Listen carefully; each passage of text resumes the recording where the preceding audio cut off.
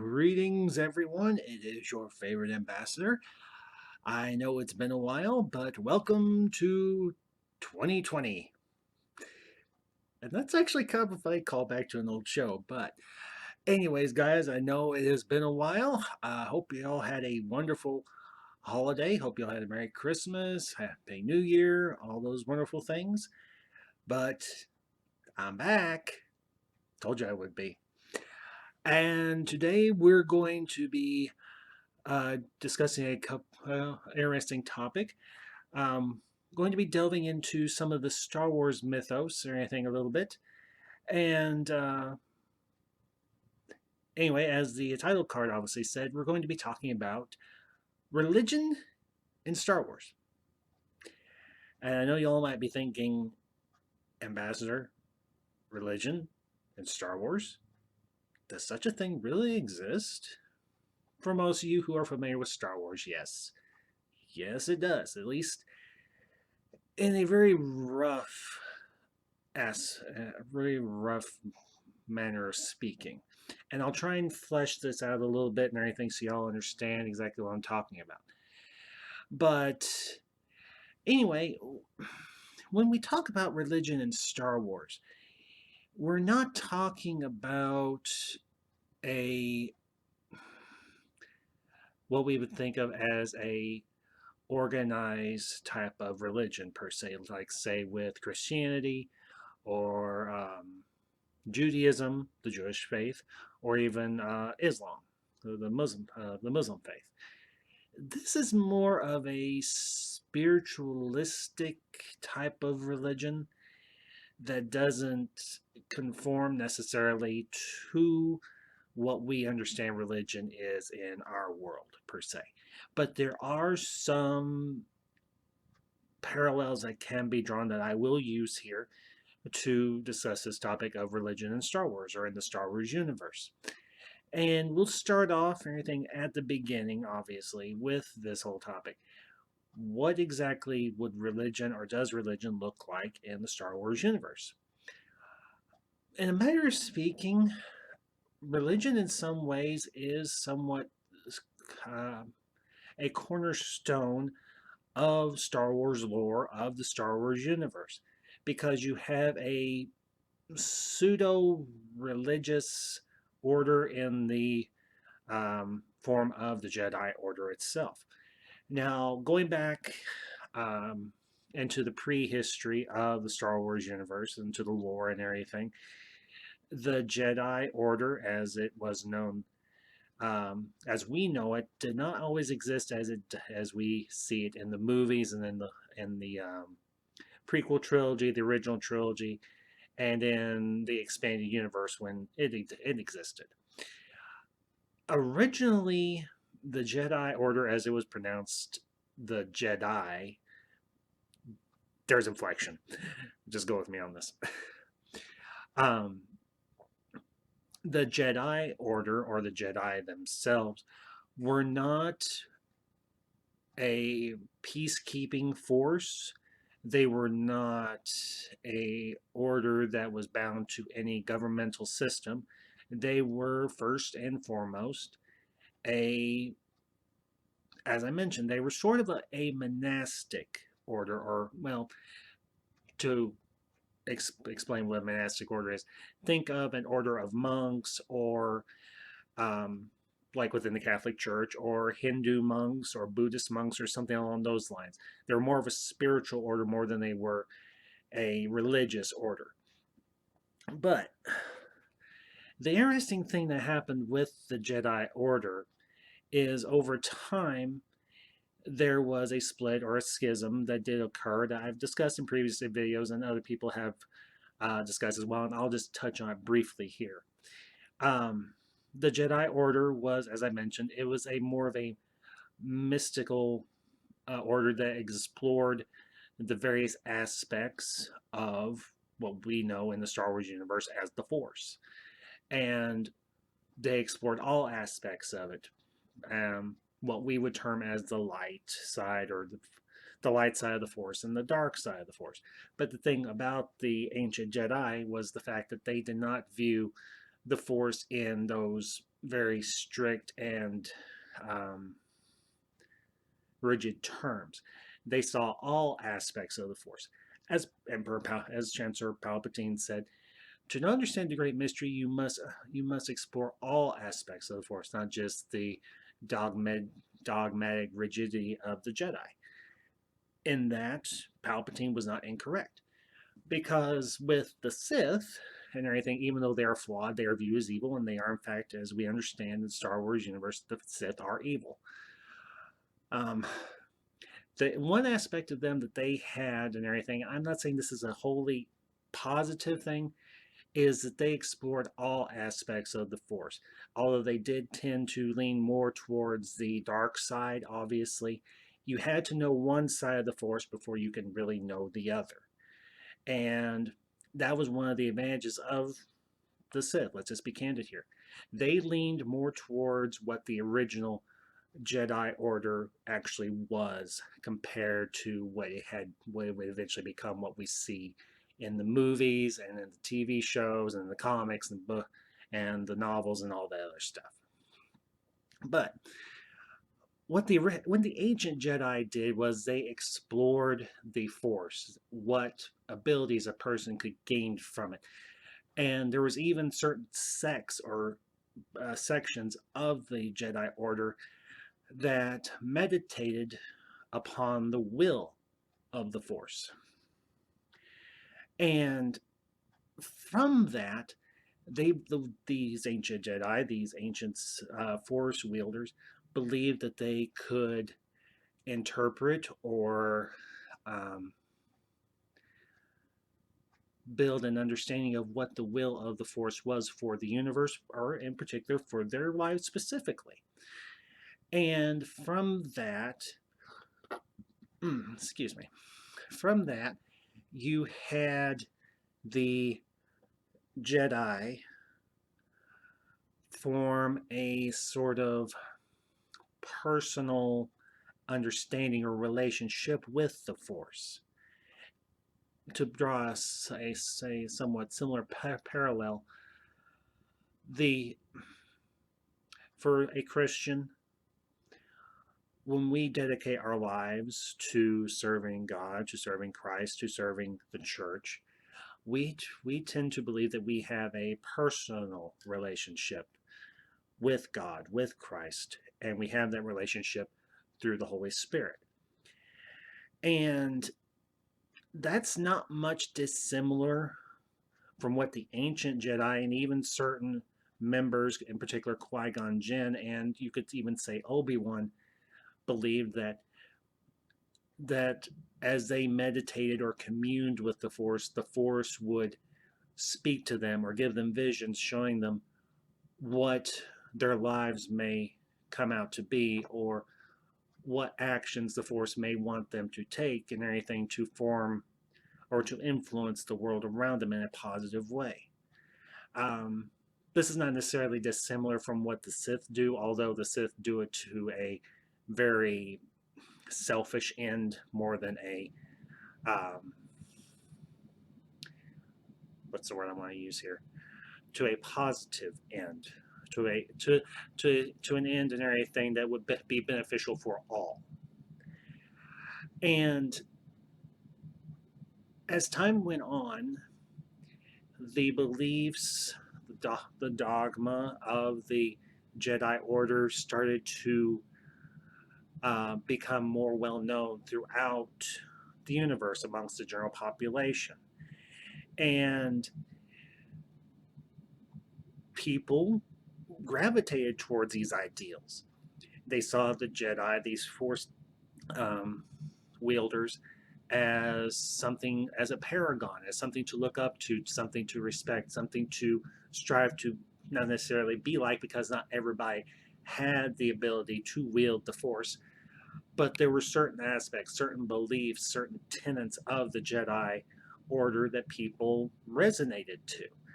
And over time, these people, they would go to the Jedi and say, I know I cannot be a Force wielder like you can be, but can you tell me what you believe? Tell me why you live your life the way you do. And most of the Jedi were very open, very hospitable to those who sought to understand the will of the Force or the nature of the Jedi Order. And as time progressed, you had um, certain groups that were formed. You actually see one of these groups or anything in Rogue One or anything, the Guardians of the Wills, which Chirrut Imwe and Baze Malbus were a member of. They were guardians of the Kyber Temple there on Jeddah. But one of the other interesting things about this whole idea of religion in Star Wars was you saw the Jedi spread out throughout the universe. They would set up communities, much different from um, various monastic orders that existed in the Middle Ages. These would be centers of learning or anything. To kind of give you all an understanding of what a monastic order was in our world, these would be groups of monks or anything. And I won't go into the particulars, but during the Middle Ages and the Dark Ages, these monasteries were centers of learning where monks would go to or would gather to serve the community that they existed in. They would also spend time copying manuscripts or transcribing um, ancient biblical texts or anything from their mother languages, be it ancient Greek, ancient Hebrew, um, into Latin, and then eventually into other languages down the road.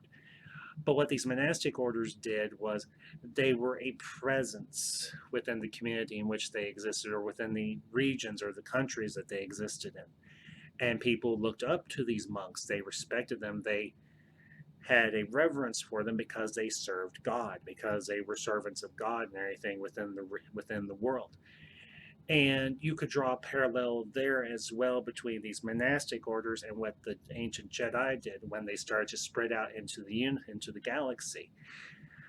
And they would build temples, they would build libraries, they would build schools in which to train their own. They would build schools where people who were force sensitive could come and learn to hone their gifts, who could learn to be a Jedi, to be a Force wielder, and to serve those around them.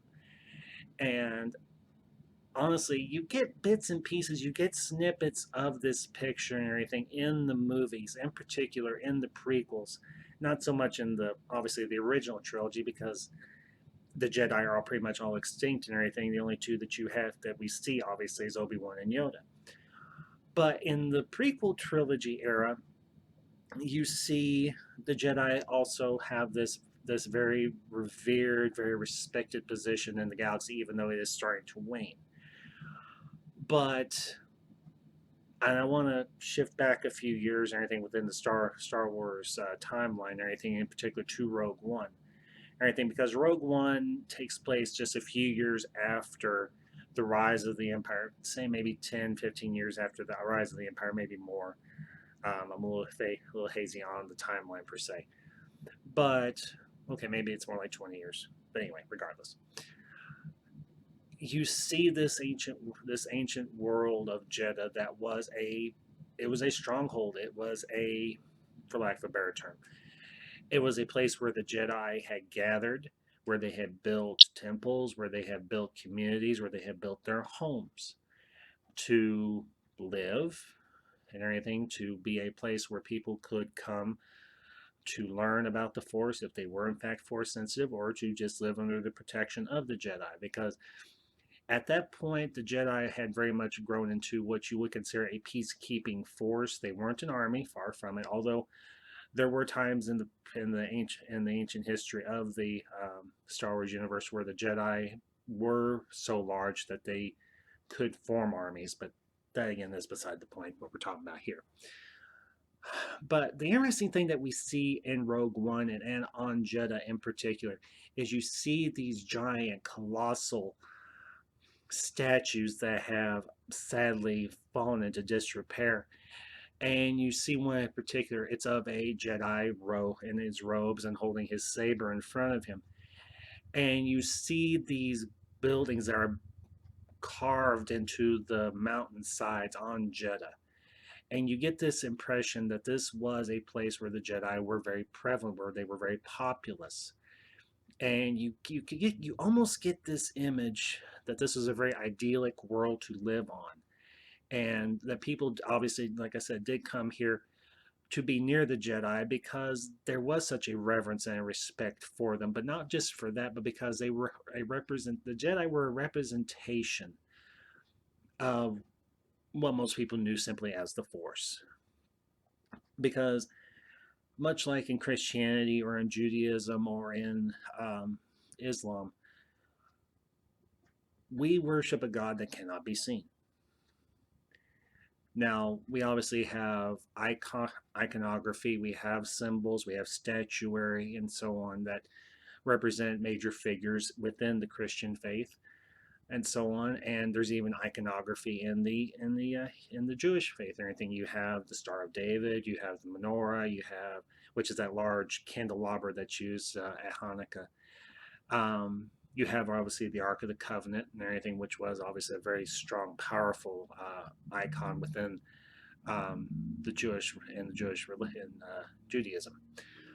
But also, we within Christianity specifically, we have the image or anything, although it's not a perfect image or anything, of Jesus Christ, which is how most Christians understand how God or how Jesus the man would have looked like when he was alive, or, well, when he was in the world before he returned to heaven, as we Christians believe.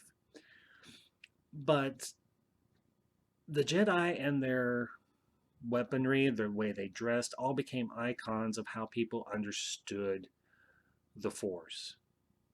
Because obviously the Jedi had, from one degree or another, had this ability to either commune with and be in one with the Force and understand the will of it, or they had the ability as well to manipulate it, to do all these miraculous feats and everything, for lack of a better term, move objects without physically touching them, telekinesis, doing all these great physical feats and everything, leaping great distances, or even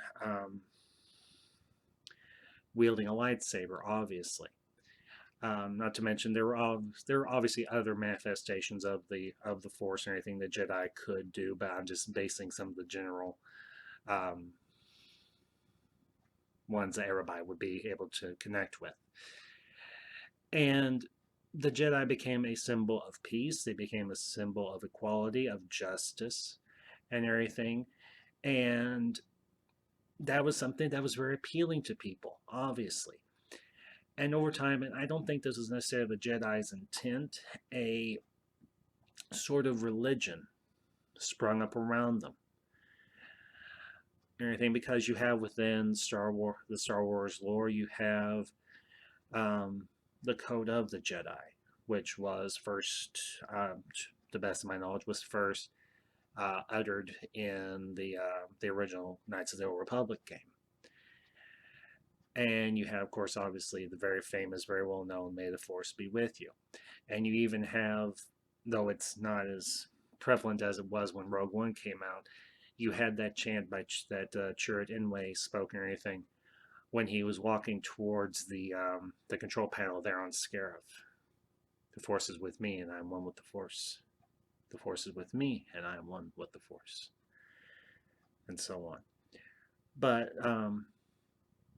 the interesting thing was, these were things that the Jedi shared with people outside of the Order, because they weren't necessarily an exclusionary organization. They wanted people to feel safe around them. They wanted people to understand why they did what they did, and they wanted them to understand in a way how they lived and everything, that they lived to serve the will of the Force. Which, again, you could draw a parallel between what the Jedi did and how a Christian, even to this day, lives and everything. If they confess that they are a servant of God if they follow Jesus Christ as their personal Lord and Savior. And I know this might seem like a false parallel, but it's the best one I know to give you all. For us as Christians, we live our lives in such a way as we are a representation of God. We are a representation of Jesus Christ. And we want we want to put forth the best representation that we can. Now, we do understand, obviously, that we are just as imperfect and just as flawed as every other person in the world is. But we strive every day to try and live our life in such a way that is a positive reflection upon the change that God and Christ have made in our lives. Because we see the way we live our lives as a service and as a show of respect to God and to Jesus. And you could say that is very much similar with how the Jedi lived. They lived a very honorable life. They lived their life in service to others, not necessarily the Republic it's specifically, but to the general population around them. I think Anakin in Attack of the Clones said very eloquently and very, very well. We are taught to love everyone, to show compassion, which you could interpret as unconditional love. Because Padme asks him, I thought Jedi were forbidden to love. And Anakin says, no, that's not entirely true. And as I just said, he tells Padme, compassion, love, unconditional love is central to a Jedi's life, and that is not entirely inaccurate. Because if you live to serve others, you have to have a certain degree of love. Now, what Anakin was speaking of was not necessarily a romantic love, but a compassion and empathy for others and to serve others. And that again can be drawn very well within parallel with how a Christian, with how a pastor, or a member of any denomination of any church or anything would live. And I think honestly that is a very good echo of Christianity or any religion or anything that espouses and believes very strongly in the idea of self-sacrifice and service to others and everything. And Christianity isn't the only religion or only faith that espouses that idea. It is common very much within several of the Eastern religions, Buddhism, Hinduism, and so on. But the one I know best, obviously, is Christianity. So that's where I'm going to direct my um, explanation to you all. But to say that religion is absent from Star Wars is not completely accurate because obviously it isn't. It is it is not the core message of or a cornerstone of the Star Wars mythos or anything. The Star Wars mythos, the Star Wars lore, the Star Wars universe espouses many various um, ideals and ideas. But this idea of religion existing within Star Wars is not inaccurate. It does very much exist. And I think, speaking as a Christian and me having several Christian friends or anything, with this is all something that I think we believe similarly. Because matters of faith are difficult at times to explain to others or anything in particular when they are outside of that faith, of that religious belief. And I think using Star Wars as a means to draw a parallel or give an illustration is not a terribly bad one. Because I hope what I have explained or what I've talked to you all about and everything is this idea that religion does exist in Star Wars and that it can draw a parallel. A parallel can be drawn between the fantastic or the fictional and the non-fictional or the very, very real. And for me as a Christian, Christianity is very, very real, just as God and Jesus are very, very real. And I think you have a very good counterpoint to that, this idea that religion in the real world or even in Star Wars is something that people doubted. Because you have that kind of off the cuff remark by Han Solo in episode 4, and you have later on down the road in The Force Awakens, you have him, for lack of a better term, converted. Because you have this very flippant, like I said, off the cuff remark by Han and everything there in the hold of the Millennium Falcon and everything when they're on their way to Alderaan. And when Obi-Wan's telling Luke and everything about the Force, and Han says, hokey religions and ancient weapons aren't as good as a good blaster next to your side, kid. And he says further on, I've flown from one side of this galaxy to another, seen all sorts of weird stuff, and there's nothing to make me believe that there's some all-powerful force directing my destiny. No great energy field. Okay, I'm kind of misquoting, sorry. But he says, no great mystical energy field controls my destiny, and Obi-Wan gives that kind of telling, like, son, if you only knew. But then, obviously, in Force Awakens, you have him then right there again, 30 years removed from that first comment that he made. And he's talking to Finn and Rey and everything, and he's like, the Jedi, well, okay, the Force, the dark side, the Sith, they're real. All of it. And that's because he has seen what his best friend Luke could do. And he obviously has been exposed throughout his adventures with Luke and Leia, and both on screen and in all the expanded universe material and everything, to what the Force is capable of, that the Force is real, and that it does exist, and that the Jedi once existed as well, and that Luke had dedicated his life to rebuilding what the Empire had sought so hard to break down and destroy. And I think honestly that is a very profound expression of someone having doubts, which are normal and natural, about something that they might consider fantastic or fantastical or unbelievable, to someone changing their mind and saying, there's truth to all this. And speaking as someone, and I've mentioned this previously in one of my other videos to y'all, I grew up in church. I believed in God. I believed that Jesus Christ was a real person that did exist. I did have a very rudimentary or very small understanding of the Bible, but I knew it was real. But for me, the night I was touched by the hand of God, that for me was a crystallization of my belief as a young man. And I don't want to go off on a tangent here, far from it, because I know this video is kind of long, but I wanted this video to be longer because this is a very big topic to discuss and everything, this idea of religion in Star Wars. But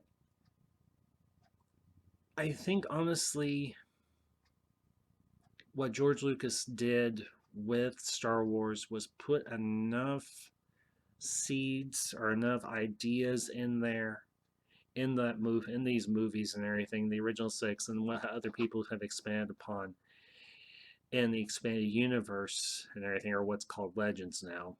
I still call it the EU, but that's beside the point. The truly amazing thing is religion in Star Wars does not conform to any real world ideal. Are there parallels to it? Yes, there is, obviously.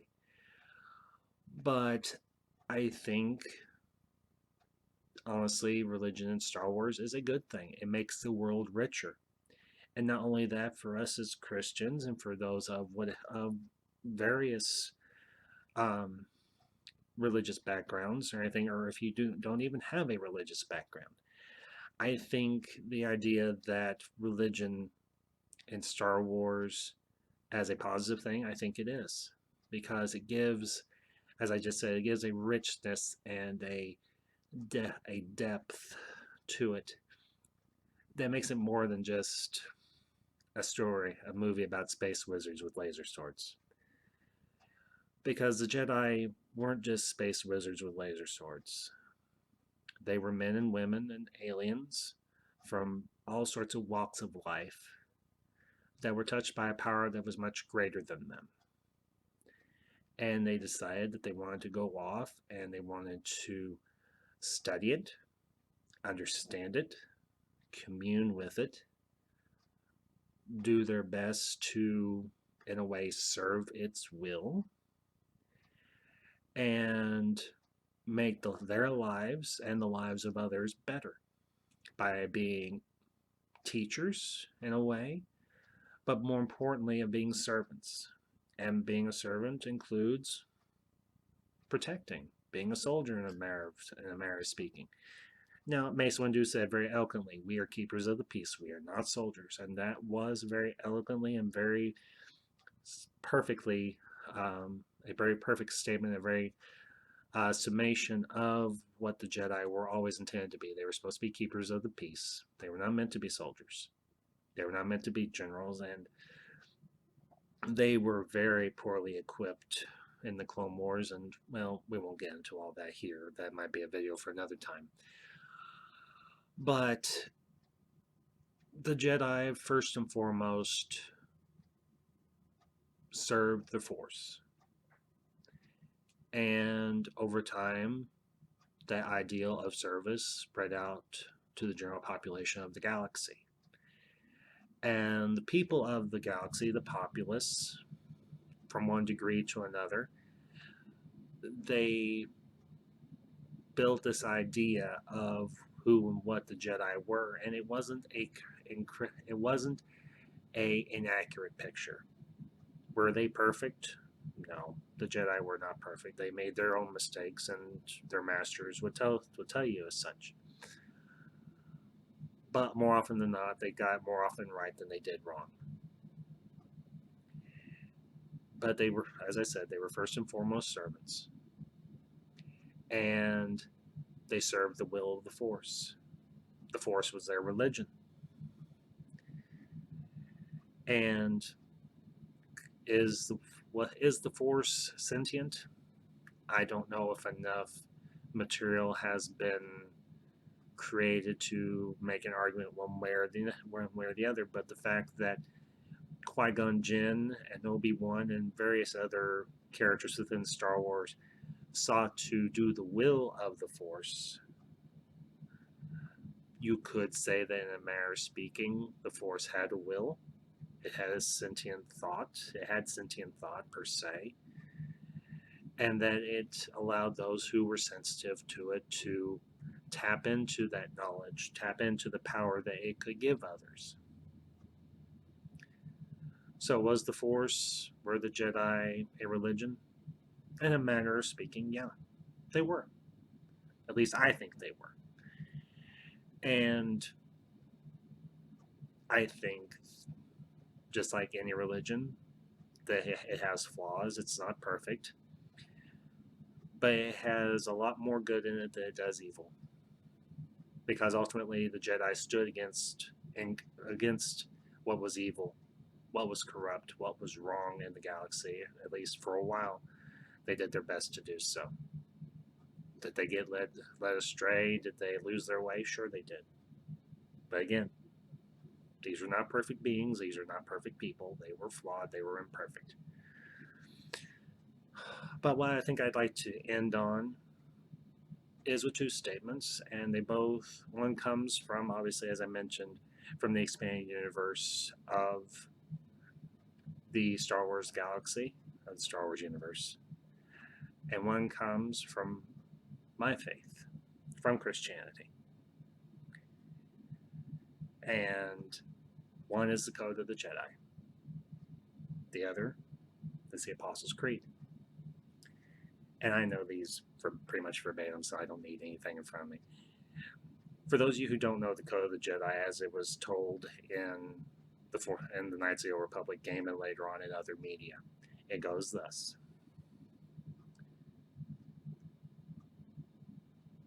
Oh, good grief, I blanked. Hold on.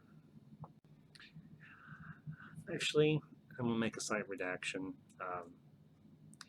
I think a more appropriate code to read for you all is actually from the Code of the Grey Jedi. While there is some debate about its canon, how much it is, how much it holds to canon, how much it doesn't, I think honestly it's perfect. Flowing through all, there is balance. There is no peace without passion to create. There is no passion without peace to guide. Knowledge stagnates without the strength to act. Power blinds without the serenity to see. There's freedom in life. There's purpose in death. The Force is all things, and I am the Force. The Code of the Grey Jedi. And now from my own background, the Apostles' Creed. I believe in God, the Father Almighty, creator of heaven and earth, and in Jesus Christ, his only Son, our Lord,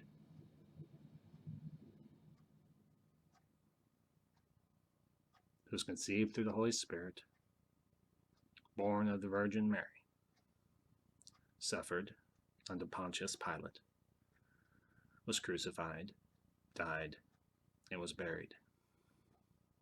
He descended into hell, and on the third day he rose again from the dead.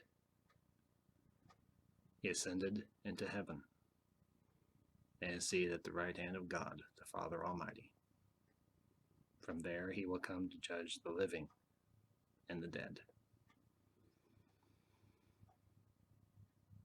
I believe in the Holy Spirit, the Holy Catholic Church, the communion of saints, the forgiveness of sins, the resurrection of the body, and life everlasting. So, well guys, that's my video on religion and Star Wars. I hope it was informative. I hope it was entertaining. I hope I brought some fresh insight to this wonderful franchise that we all know and love so well. I hope I gave it some added depth and dimension and meaning. As always, if you like this video, please give it a like, share it with your friends, and if you have not done so already, please consider subscribing to my channel. I can be reached on Twitter at Rogue5778. And until next time, my friends, this is the Ambassador, signing off.